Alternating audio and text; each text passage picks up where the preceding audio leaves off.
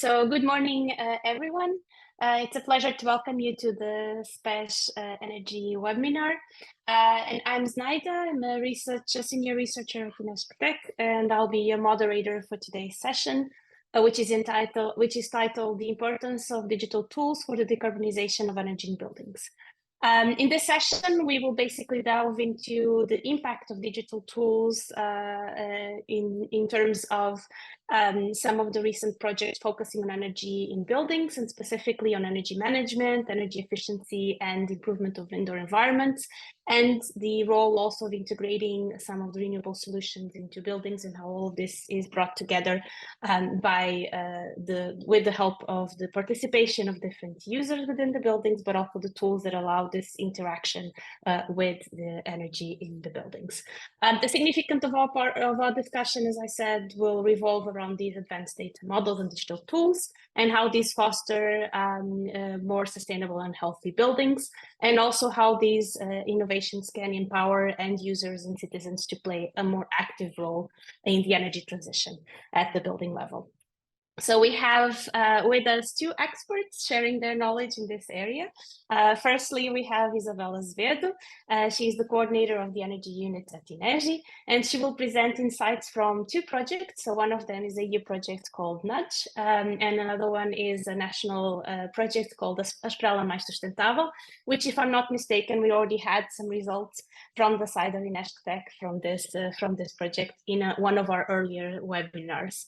She will discuss basically how some of the tools that we're using for monitoring and visualization of energy use and indoor environment quality within these two buildings have helped basically inspire and motivate citizens to actively contribute to carbon neutrality in buildings. Our second speaker is Tiago Soares. He's a researcher at the Center for Energy and Power Systems at INESC TEC. And Tiago will discuss the application of transfer learning in load forecasting for office buildings, focusing on how this addresses the challenge of data scarcity on one hand, and on the other one, how it can enhance forecasting precision. And he will share some findings for a case study that is conducted in the building where many of us spend, well, some of our time, maybe some more than others, which is the INESC TEC building at Philp. Just as before we kick off the presentations, I'd like to thank both speakers for their participation and insights that they will share very shortly. And also I would like to extend a special acknowledgement to Daniela Sa, who has been orchestrating the dissemination of the event and making sure everything runs smoothly in the background. So just some practical information before we start. So we will have the two 20-minute sessions going on back to back. Okay, so we'll start with Isabel, then we'll have Tiago, and finally we'll follow that up with questions. So with a Q&A session. Please submit your questions in the chat and indicate always the speaker or the presentation you're referring to. Okay, so then we can redirect them to either Isabel or Tiago. So without further delay, thank you all for being here. I'm looking forward to hearing from Isabel and from Tiago and from all of you at the end. And Isabel, the screen is yours. Okay, thank you, Znaida. So I will share my screen. I think you are seeing it, right? Yes, we are full screen. Okay, perfect. Yeah, so as Znaida said, today I will focus mostly on results, or in some case preliminary results of two projects with the objective of sharing some insights regarding the importance of monitoring and visualization of energy and indoor quality in order to promote an active participation of building occupants in the energy transition. And so just context and why all these projects started. So we are now in this turning point when we have to decide which future we want, and which future we want not just for the next generations but also for us.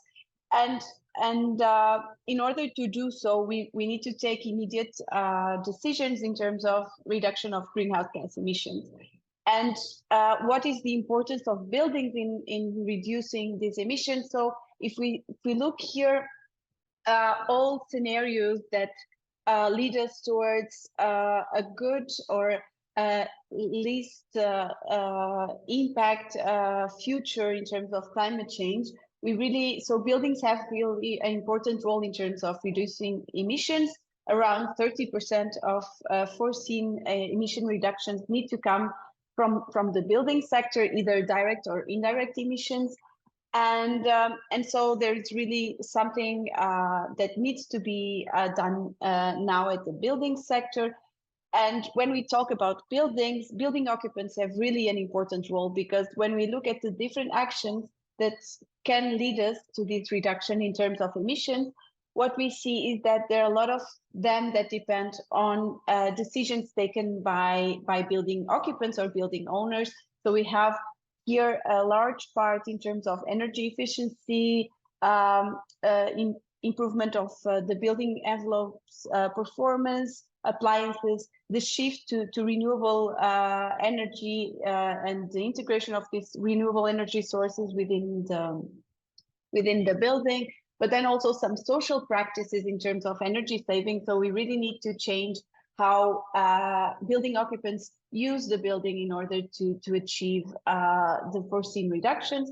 And also when we look at electricity, but I think then Tiago may talk a bit more about this, but here buildings also have an important role, because if you see there is of course a big increase foreseen due to electrification, and then we really need to have some demand side measures that help us to reduce this increase in electricity, and a large part of it is in buildings, which is this darker yellow square here. So building occupants really have a role in here, and and we can see that as well in terms of the policies that have been arising and that have been reviewed over the past few months. So if we look at the Energy Efficiency Directive, we see there are different articles referring to empowering and protecting vulnerable groups.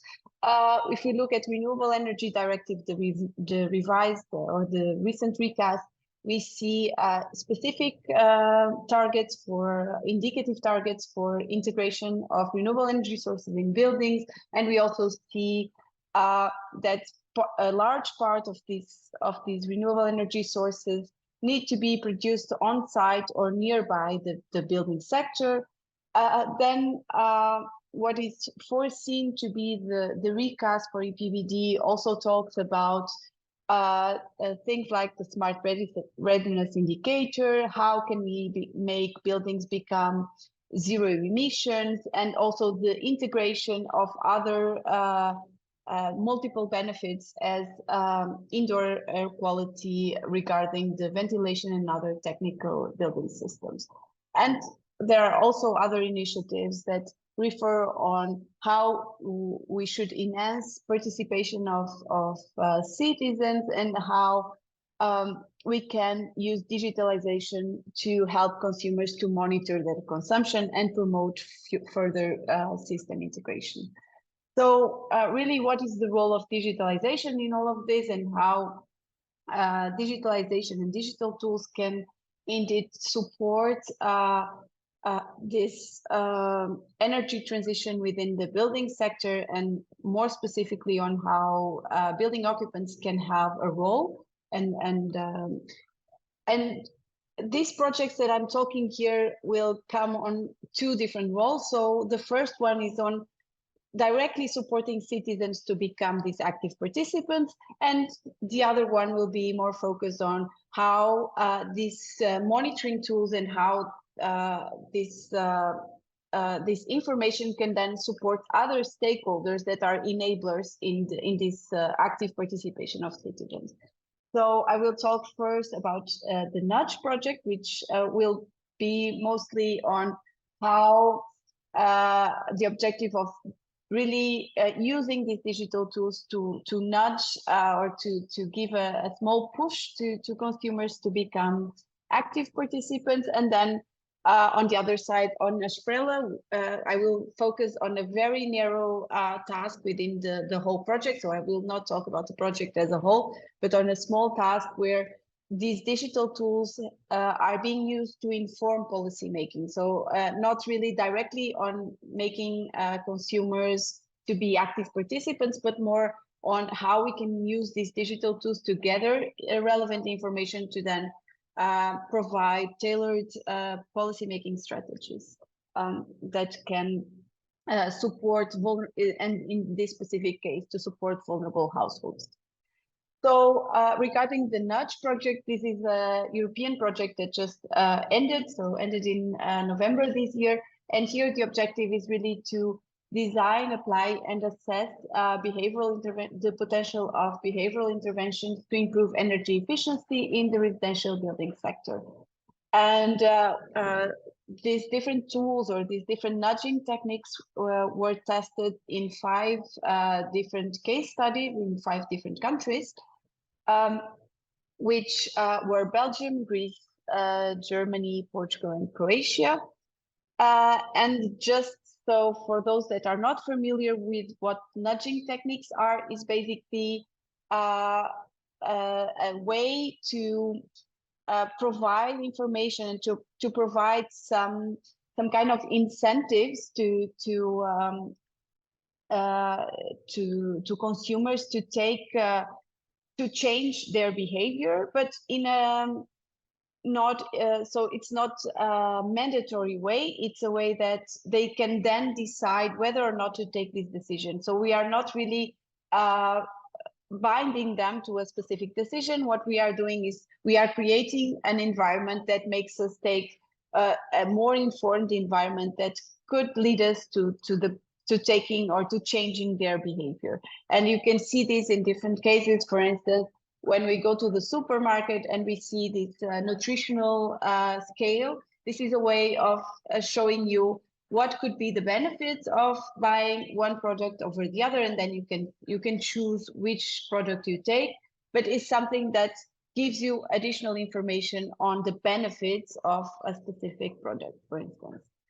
And so on these 5 pilots, we tested different ways on how these nudging techniques could play a role for different objectives in terms of the building sector. One would be more focused on how education of small children can then, and how we would, by informing small children, we could improve energy consumption at home. Then the other would be focused on the efficient control of heating and domestic hot water in natural gas consuming boilers in Greece. Then Germany was focused on optimization of EV charging using self-produced PV electricity. The Portuguese one is focused on healthy homes combining energy use with indoor air quality to promote energy efficient behavior in Portugal. And then for Croatia would be to promote the distributed self-generation in local energy communities. In case of the Portuguese case, so what has been done, we had a group of 100, around 100 families with kids. So we focused on families with kids up to 12 years old. The idea, so they had a set of activities. We had first a checklist where we would gather information on household conditions that could then influence both indoor air quality and electricity use. Then we had a smart meter installation in the electrical board. Also a sensor for indoor environmental quality that was specifically developed for the study and was then installed in their houses. And then also a smartphone app, which was developed as part of the project, which would then be the way of interacting of the participants to interact with the information that was being gathered by both the smart meter as well as the sensor for indoor environmental quality. And in parallel, we also performed online questionnaires in order to gather info on their motivation and intention to save energy. Also, in order to improve continuously the app usability. And then, of course, there were also other data that has been gathered as in parallel to these activities, more with the objective of validating the installation and the results that we were obtaining. So namely electricity bills, and also asking them to provide us with manual, so they would read the meter directly to give us information so that we would be sure that the measurements that were being performed were correct. And so what has been done with this settlement? So indeed, we had 3 different moments in terms of nudge, also in terms of intervention with the participants. We did one where the idea was to provide them feedback and see in terms of their energy use and to see whether or not they would decrease their electricity consumption. Then we had a second one when where the idea of the feedback and the messaging that they were receiving was focused on improving indoor air quality. And then a third one, which was then during the winter season, where the objective was to decrease heating, the energy use associated with the space heating. And so we of course, before we had a kind of pre-intervention phase where we gather information to create a baseline, and then also a post-intervention, which was very short, but still able to try to see whether the data that has been gathered and the results were still robust. Another thing is that, and this would be relevant then to see the result, is that we did a cross experiment. So both groups, so we had the participants split in 2 groups, but then the groups were changed throughout the intervention. So first we had a control group and a treated group, and then in the middle of the intervention they were shifted, because then we would be able to provide also the so that all participants would have access to the interventions and to the features of the app that they were have been developed. And so just to show you more specifically what has been done in terms of the app and what was the information that they had. So there was this basic version that they had throughout the whole project.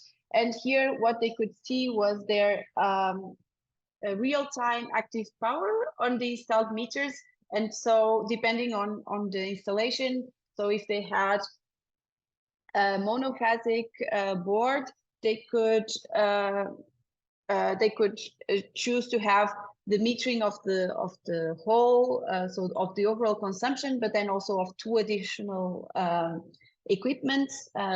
In some cases, there was the oven or the electric boiler. So it really depends, but they chose the ones that were with the highest consumption. And then for those who had also PV panels, there was an additional meter that was also measuring the generation of electricity through the PV panel. And so they could always see this real-time active power for these different meters. And they also had a forecast for the next 24 hours in terms of outdoor temperature, in order to give them some information on what would be the outdoor temperature, so that they could manage somehow their usage.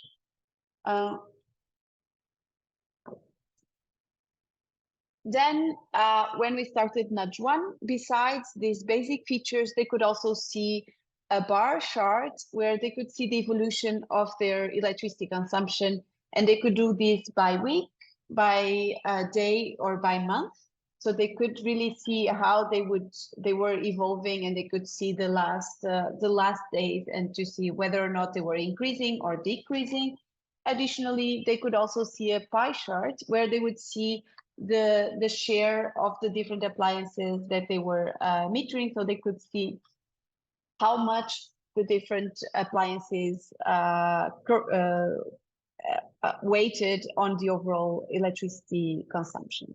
Of course, this was not available for all the participants, because for those who had a board, an electrical board with 3 phases, they could not, we could not measure this additional equipment, so we only had the overall electricity consumption, but most of them had also this this feature. Then when we pass to the indoor air quality intervention, they stop seeing these ones and they start seeing the levels of indoor air quality parameters, including CO2 and particles, as well as indoor air temperature and humidity. And when concentration levels exceeded the protection limits, they also received some kind of recommendations with actions for improvement.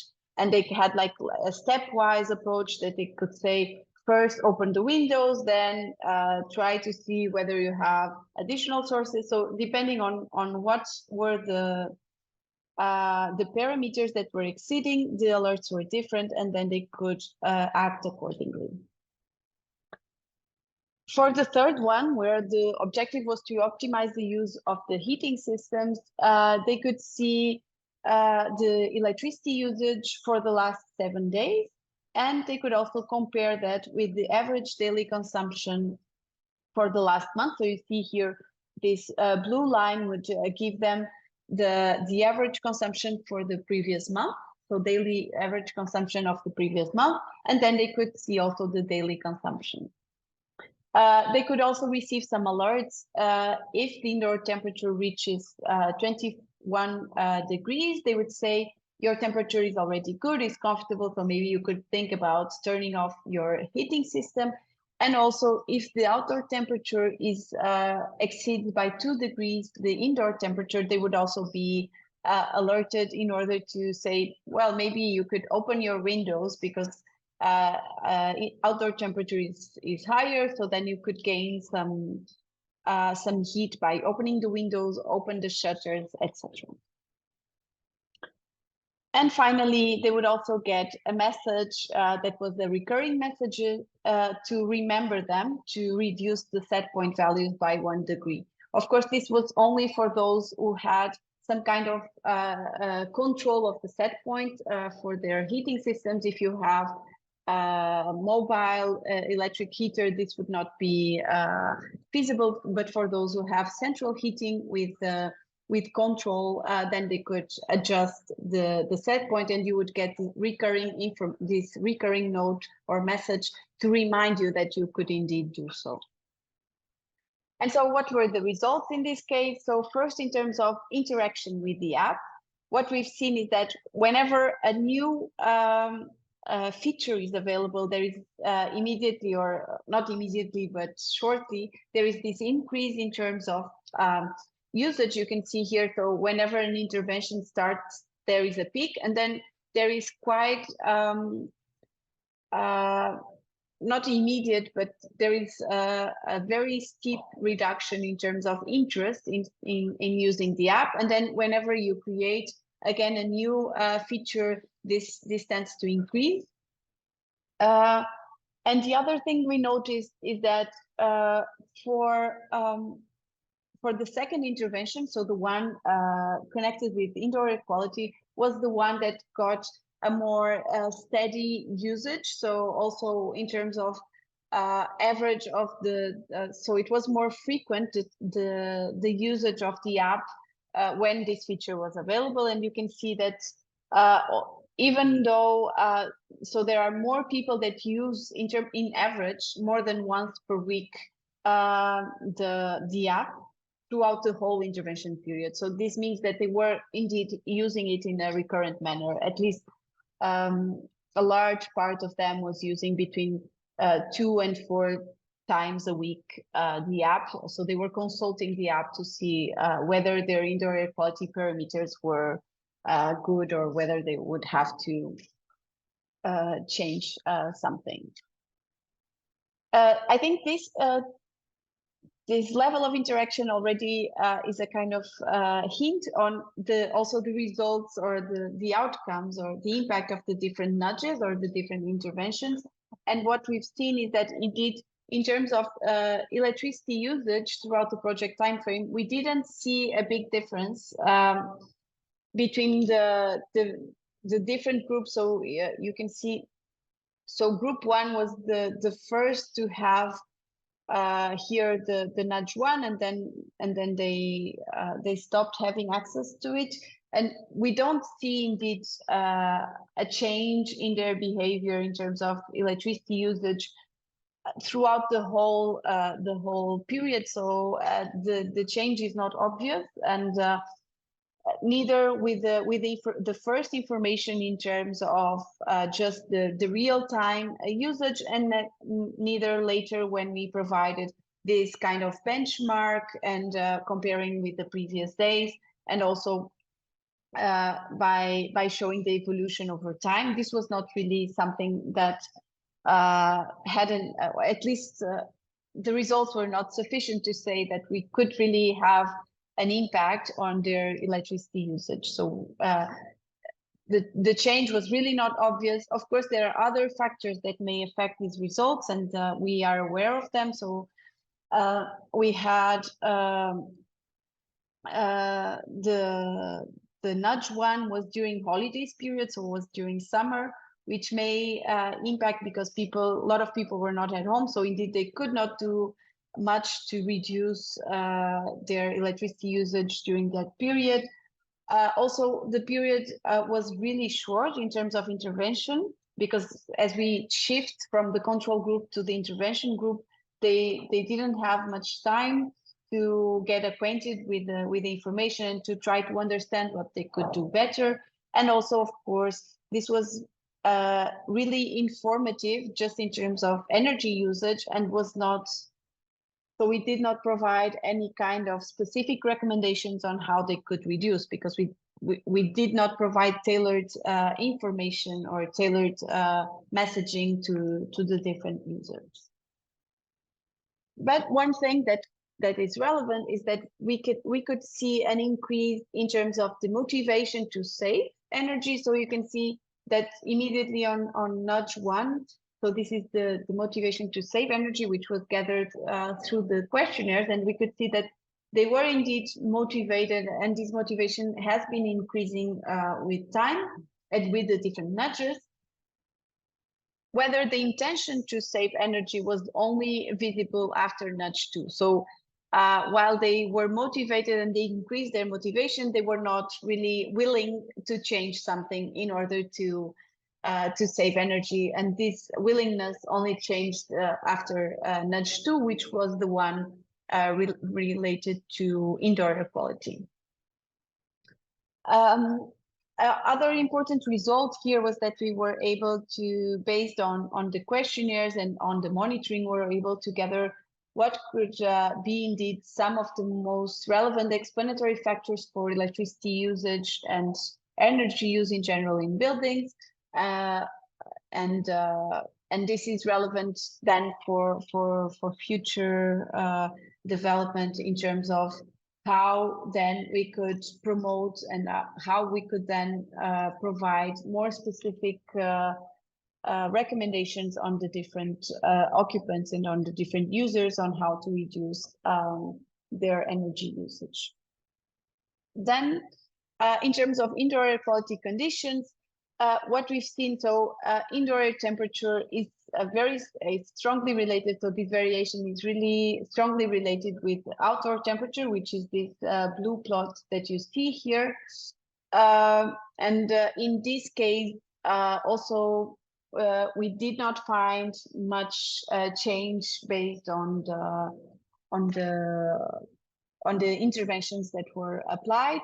But on the other hand, when we look at indoor air quality parameters as CO2, what we see is that, so you can see here, this is the blue one was the group that was intervened firstly, and you can see that there is indeed a lower level of CO2 emission or CO2 within the building or CO2 levels within these households until the middle when they shift. So the blue starts to be the control group and the orange one starts to be the intervened group, and then they start matching again. So it means that, and they match because also the orange one lowers. So it means that here we were able to reduce the levels of CO2 for the intervened homes, and they actually continued. So they acquired some habits that they then continue even after they stopped receiving this information regarding CO2,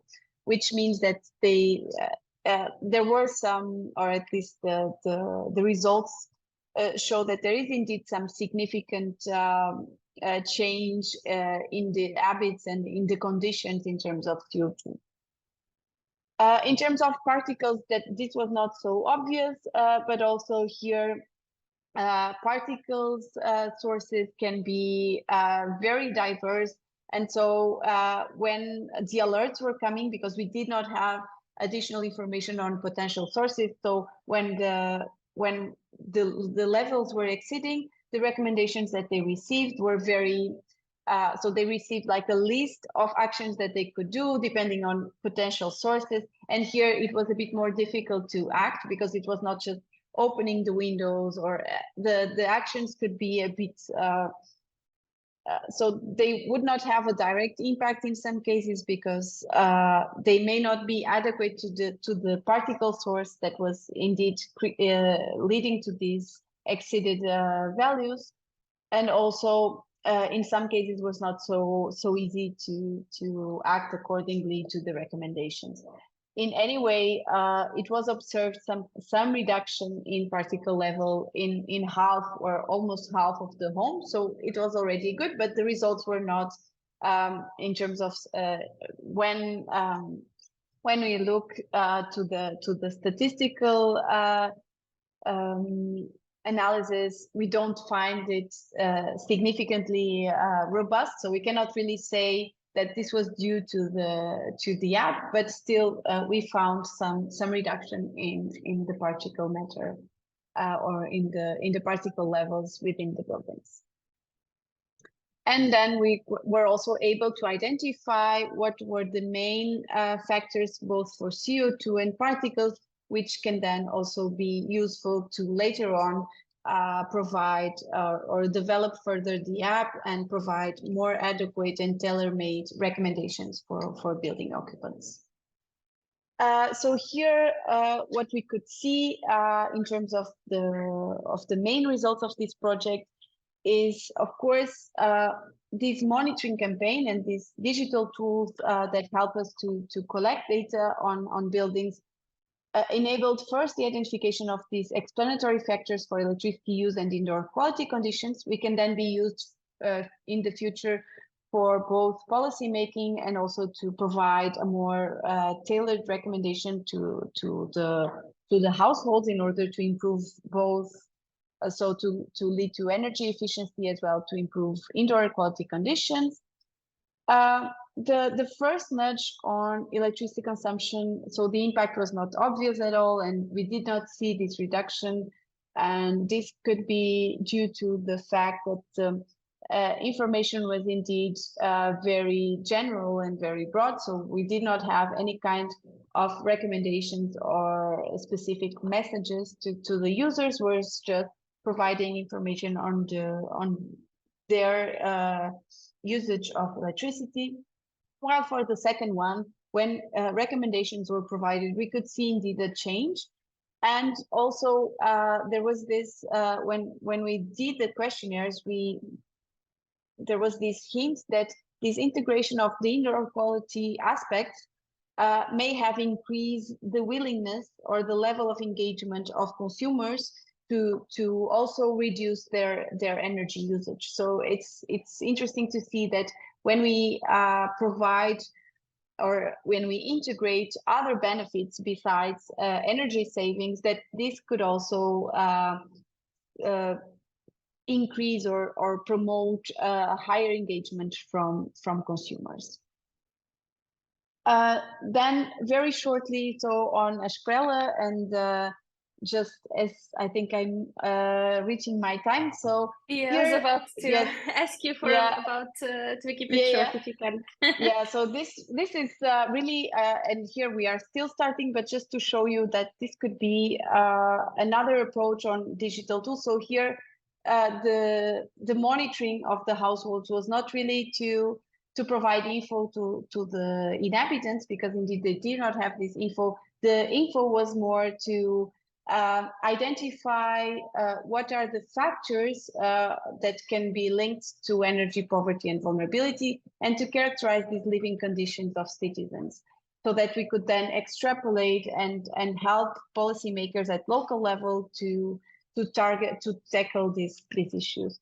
And here, so here we are still gathering results, but what we could see, and this is something that is very relevant. So in terms of temperature, indoor air temperature, you can see that for most of the winter time, most of the households are below comfort level. So this line here is the 18 degrees Celsius, and you can see that most of the households are here below this level. And this is something that can be used then to provide to policymakers so that they can see how they can act. And so just some final notes. So indeed, building occupants will be key in achieving these energy efficiency and REST targets for buildings that we've seen previously. And the monitoring and visualization will be key in pushing, so on pushing consumers to take these changes. However, it's not really obvious on how this information should be provided, and how can we really use these digital tools to promote these changes. Because as you saw, just providing information may not lead to the desired changes.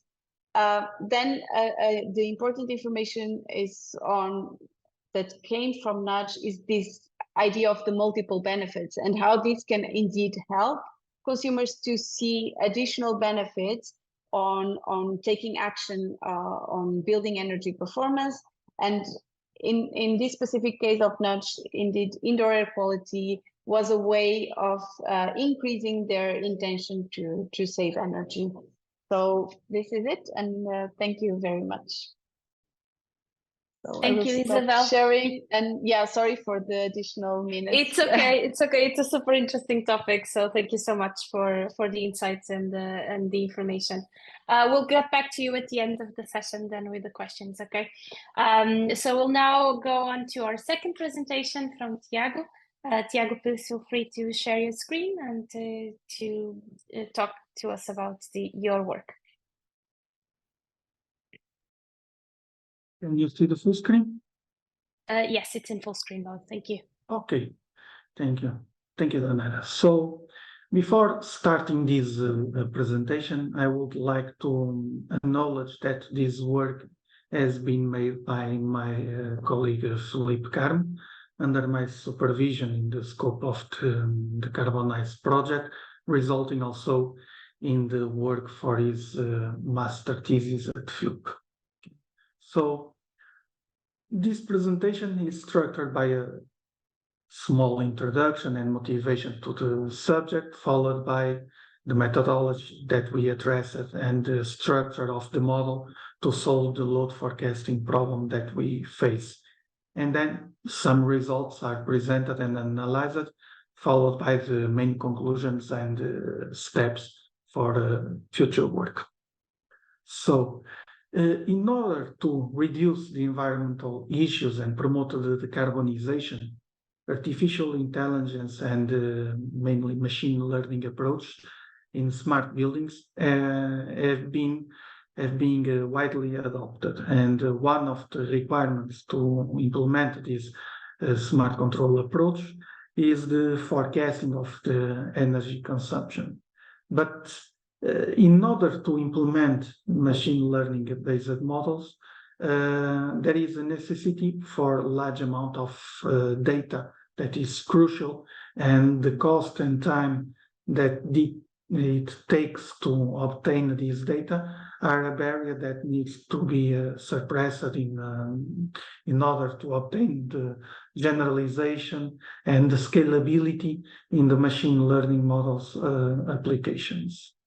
So with those challenges in mind, we have explored the use of a transfer learning approach for the load forecasting problem, considering the assessment of its performance in contrast with traditional models and recommendations for the practical application of this technique.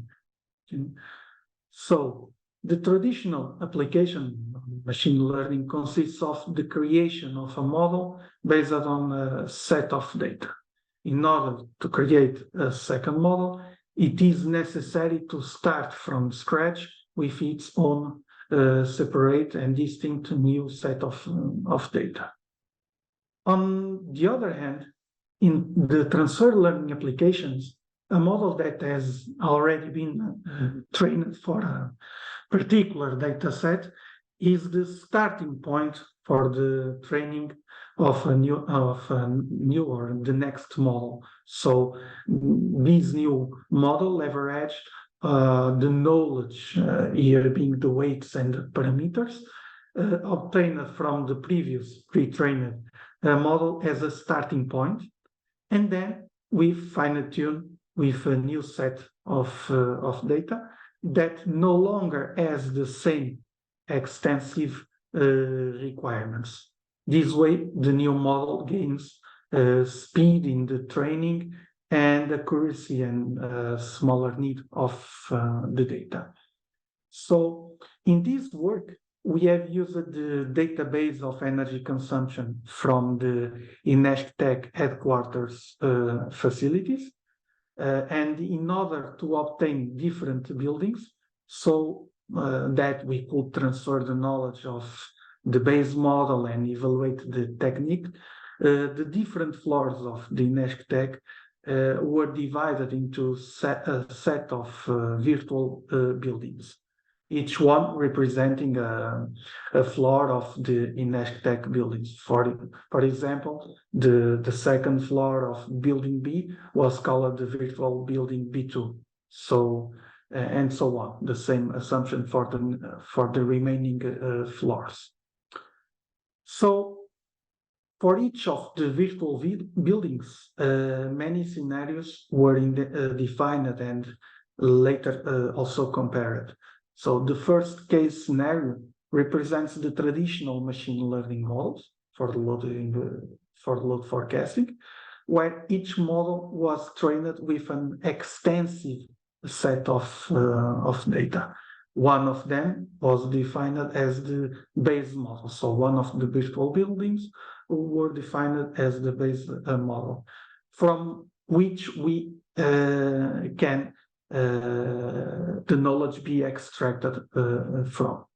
So in the second case scenario is a case of data scarcity. So where the models are trained, okay, with a small set of data, which consequently results in not so good prediction accuracy.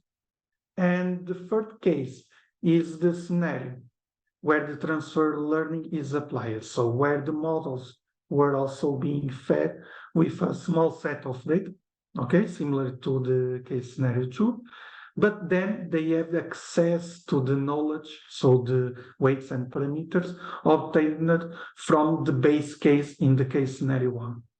So those scenarios were defined in order to evaluate the performance among them. So the models were fed with 7 inputs, those being the day of the week, the week in the year, hour, minutes, the holiday in Boolean, and the load consumption for the day ahead, and also for 7 days ahead.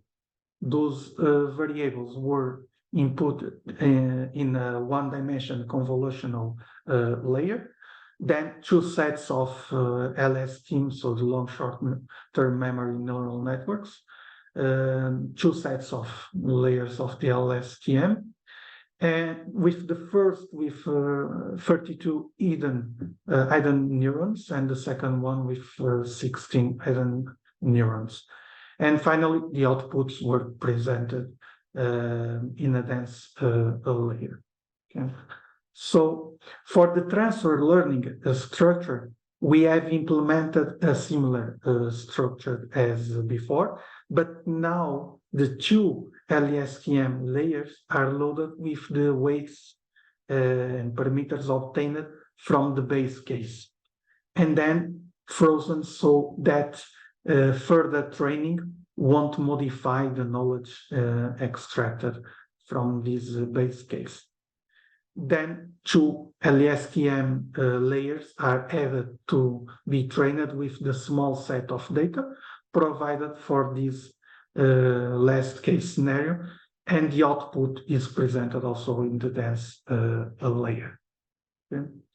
So moving on to the results. First, we have this bar chart for each of the virtual buildings. So the blue bar is the error for the first case scenario, so where the traditional method is applied. The orange for the second case scenario, so the scenario where traditional approach is applied with scarce data, and the green one for the last case where we apply the transfer learning. So overall, one can see that the green bar stays close to the blue bar and is way smaller when compared to the orange one, so to the second case.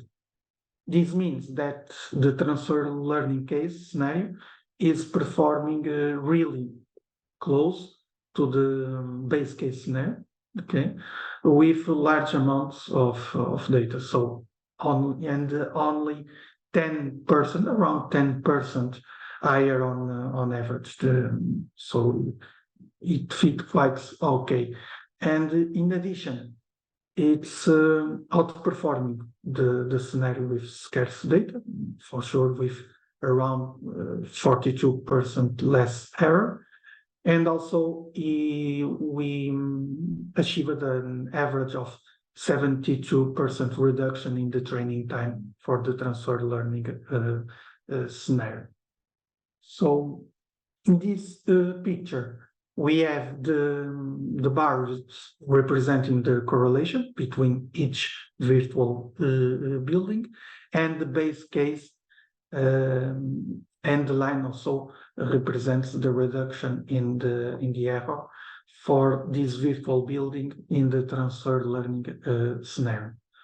As one can see, the higher the PCC, so the Pearson correlation coefficient that we use between the base case and the corresponding results, the better the results are. So with the lower correlation case, having, of course, far worse results compared to the ones with higher correlation.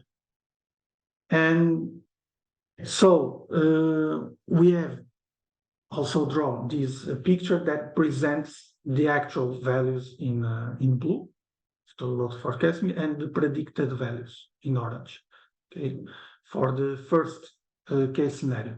So the one that has a full data set and using the traditional method. So this forecasting method for the full data set can follow the real measurements, although there is still a considerable error, and this is due to the quality of the data set. So we made the same chart for the second case, okay, with the scarcity, considering the scarcity of data, and we can see that the traditional method could not. So the predictions are far away from what was expected. So it didn't perform very well. It is clear that the conventional method cannot provide a good load forecasting with the scarce data. Then we have the results for the third case scenario, so the one where we applied the transfer learning, and we can see that with the same amount of data as the previous one, so the second case, it presents a far better forecast, with the results being pretty close to the first one. So the one that used the conventional method with the full data set. So this proves the efficacy of the transfer learning technique in taking advantage of the knowledge built by the conventional method when using the full data set. So to conclude, this work successfully proves the efficiency of the transfer learning for enhancing the accuracy in the context of data scarcity, leveraging from the knowledge acquired from a pre-trained model where it used a full data set. Another advantage of this technique is the reduction in the training time compared to the conventional methods, and the higher the similarity between the pre-trained model and the target, the better the results are expected to be. So this work shows the importance of the selection of a source and target for the success of this technique. In addition, this work contributes to the application of the transfer learning in a real-world data scenario where it could actually be implemented. And it also presents a discussion regarding the non-ideal implementation of these techniques. For future work, the idea is to try to explore alternative transfer learning approach and compare their performance in load forecasting for the building energy management. Also, we would like to study on the applicability of the transfer learning for load forecasting in the different building types and domains, okay, such as the residential and industrial environments, and also examine the interpretability of the models developed using the transfer learning and explore the techniques to improve their explainability in real-world applications. So thank you all for your attention. Any questions? Thank you so much, Tiago. So we're now going to have a few minutes for questions for Q&A. We have at least one here, which is from Rui Souza, and he's asking if in the transfer learning technique, the data set used is a subset of the full data set of scenario 1, or is a data set never seen by the model? Yeah, it was so. We tested the true approach. We tested with the same, a sample of the full data set, and we tested also with different data set with scarce data. But the results that I presented here is with parts of the data set, of the full data set. Okay, I hope that answers the question that Rui had. So we have also a second question for you, Tiago. What package or tools did you use to train your machine learning model? Sorry, I didn't. What package / tools did you use to train your machine learning model? sklearn of the Python. Okay. All right. Any other questions for either Tiago or Isabel? And if there are no further questions, I have a couple I would like to ask each one of you. Okay, so if there are any other questions in the meantime from the audience, just keep adding them to the chat box for the Q&A. So I have a couple of questions. Maybe you can start with Isabel, and then we'll go with the question for Tiago. So Isabel, I wanted to ask you, following the results that you got from Nudge and from Esprella Mais Sustentável, one of the questions is, what are some of the recommendations that you would give to researchers who are currently developing applications to be used precisely in these types of scenarios? So we probably have a few projects where there is an app where users are going to visualize their energy use, and then they're going to potentially act accordingly to implement energy efficiency measures, for example, or energy saving measures. So what would be your recommendations if you were a young researcher developing such applications? And the second question is, and following from that same question is, if you were on the side, if you're a policymaker, what would you take from these projects and implement on the ground or in policies? Okay, so well, first on the app development, I think one thing that comes well, mostly from Nudge, because on the other one, they did not have really access to the app, was more on, we used this monitoring to gather information. But from Nudge, well, first, what we've seen is that they really aim to have more tailor-made recommendations. So I think in order to do so, apps need to be able to, well, somehow gather some insights first on the household itself, so that the recommendations are adequate and tailored to what they can actually do. And then also to gather a bit on their preferences and motivations, because this could then help to, for instance, in this case of indoor air quality, you could then, if someone is more motivated towards health than savings, that you can really go towards that in terms of incentives, or well, you can promote your health by doing so, instead of saying you can save a certain amount of money just by doing that. So I think really it's these two things. So first, you really need to know the household, and then to provide really adequate. So first, something that they can actually do, and tailor to their preferences as well.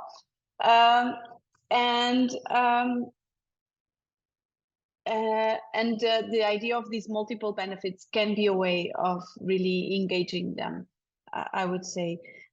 In terms of policy making, well, in terms of the first one is a bit more tricky, because well, I don't think in terms of app development would be some way of but I think one thing that came from the first would be on the knowledge of energy. So we've understood that at least they increase their knowledge, and this is something that could come from before, and that should not be limited to people that have access to digital tools. So one thing could be on the need for literacy in energy concepts, because I think also this was the difference between indoor air quality and electricity usage, that indoor air or CO2 is something that is easier to understand for people that don't have this literacy on these issues. So this would be something that policymakers could do to increase the literacy levels on energy from a younger age as well. And then on the policymakers on the vulnerable households, what we've understood is that indeed digital is maybe not the best way to get to them. I didn't say this on the presentation, but even though they did not have any digital tool, we tried to get info from them with surveys and questionnaires. And we did both. So we did on written, we distributed paper, but we also created a online questionnaire where they could get access to a QR code. And the truth is that most of them didn't even have an email address. So we usually think that now everyone has access to digital, and this is something that is very, so we can create digital courses to teach them what to do, and digital campaigns. But indeed, on these vulnerable households, they don't really have this access to digital tools, and so we need to find other way. And here is really through local associations, local communities. This is a way to help them and to help the overall, or to improve the overall performance of their buildings. So these are, I think, there are these main outcomes from the project. Thank you so much, Isabel.